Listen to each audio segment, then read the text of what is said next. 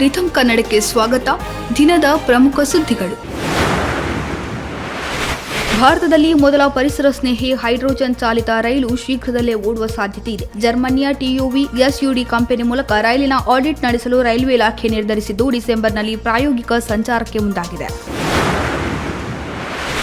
ಹಬ್ಬದ ಋತುಗಳ ಆರಂಭ ಮತ್ತು ಮಧ್ಯಪ್ರಾಚ್ಯ ಬಿಕ್ಕಟ್ಟು ಉಲ್ಬಣವಾಗುತ್ತಿರುವ ಬೆನ್ನಲ್ಲೇ ಚಿನ್ನದ ಬೆಲೆ ಹೊಸ ದಾಖಲೆ ಮಟ್ಟಕ್ಕೆ ಏರಿದೆ. ಶುಕ್ರವಾರ ಬೆಂಗಳೂರಿನಲ್ಲಿ 24 ಕ್ಯಾರೆಟ್ ಶುದ್ಧ ಚಿನ್ನದ ದರ ಪ್ರತಿ 10 ಗ್ರಾಂಗೆ ₹110 ಏರಿಕೆಯಾಗಿ 79,980ಕ್ಕೆ ತಲುಪಿದೆ. ಇದು ಚಿನ್ನದ ಸಾರ್ವಕಾಲಿಕ ದಾಖಲೆ ಬೆಲೆಯಾಗಿದೆ.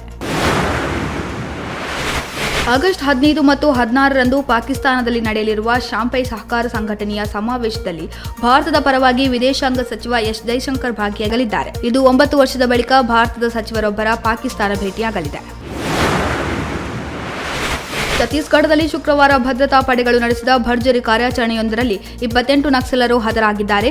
ಇದು ಇತ್ತೀಚಿನ ವರ್ಷಗಳಲ್ಲಿ ಒಂದೇ ಪ್ರಕರಣದಲ್ಲಿ ನಕ್ಸಲರು ಸಾವನ್ನಪ್ಪಿದ ಅತಿದೊಡ್ಡ ಘಟನೆಯಾಗಿದೆ. ಇದರೊಂದಿಗೆ ಈ ವರ್ಷದಲ್ಲಿ ಛತ್ತೀಸ್ಗಢ ಒಂದರಲ್ಲೇ ಹತ್ಯೆಯಾದ ನಕ್ಸಲರ ಸಂಖ್ಯೆ 185ಕ್ಕೆ ಏರಿದಂತಾಗಿದೆ.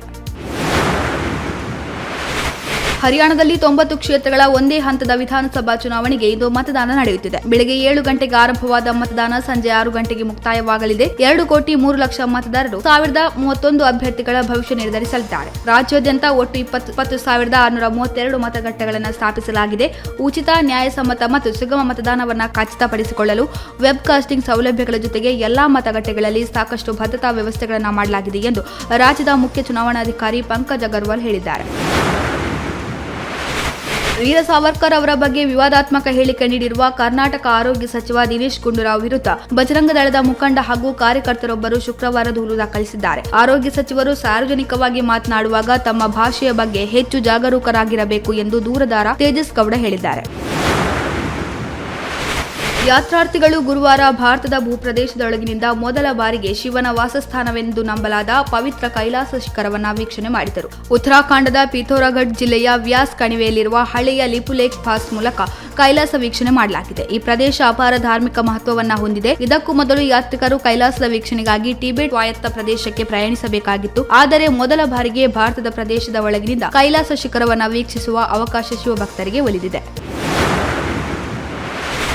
ಭಾರತ ಮಹಿಳಾ ಕ್ರಿಕೆಟ್ ತಂಡ T20 ವಿಶ್ವಕಪ್ನಲ್ಲಿ ನಿರಾಶಾದಾಯಕ ಆರಂಭ ಕಂಡಿದೆ. ಅಂತಾರಾಷ್ಟ್ರೀಯ ಕ್ರೀಡಾಂಗಣದಲ್ಲಿ ಶುಕ್ರವಾರದ ಪಂದ್ಯದಲ್ಲಿ ಭಾರತದ ವನಿತೆಯರ ತಂಡ ನ್ಯೂಜಿಲೆಂಡ್ ವಿರುದ್ಧ 58 ರನ್ಗಳ ಸೋಲು ಅನುಭವಿಸಿದೆ. ಇದಾಗಿತ್ತು ಈ ಹೊತ್ತಿನ ಪ್ರಮುಖ ಸುದ್ದಿಗಳು. ಇನ್ನಷ್ಟು ಹೆಚ್ಚಿನ ವಿಚಾರಗಳಿಗಾಗಿ ವೀಕ್ಷಿಸಿ ರಿಥಮ್ ಕನ್ನಡ.